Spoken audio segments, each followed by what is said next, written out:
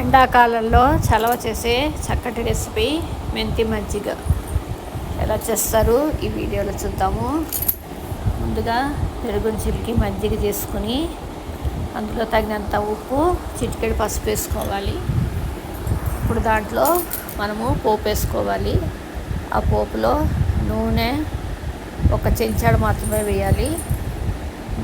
మినపప్పు, ఆవాలు, జీలకర్ర, మెంతులు, వాము అన్నీ 1 స్పూన్ వేయాలి.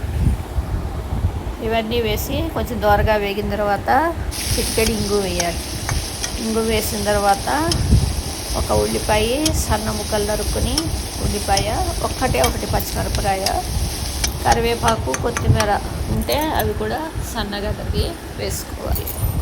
ఇవన్నీ వేసుకుని ఉల్లిపాయలు వేగిన తర్వాత మజ్జిగలో కలిపేసుకోవటమే. మెంతి మజ్జిగ చాలా సులువుగా అయిపోతుంది. ఇది ఎండాకాలం చాలా చలవ చేసేది. ఉల్లిపాయ మజ్జిగ చలవ చేస్తాయి. మెంతులు, వాము జీర్ణానికి చాలా ఉపయోగపడతాయి. అజీర్ణంగా ఉన్న, గ్యాస్ ఉన్న, ఉబ్బరం ఉన్న చాలా చక్కగా పనిచేస్తుంది. ఇది సింపుల్ హెల్తీ రెసిపీ మెంతి మజ్జిగ రెడీ. Thanks for watching.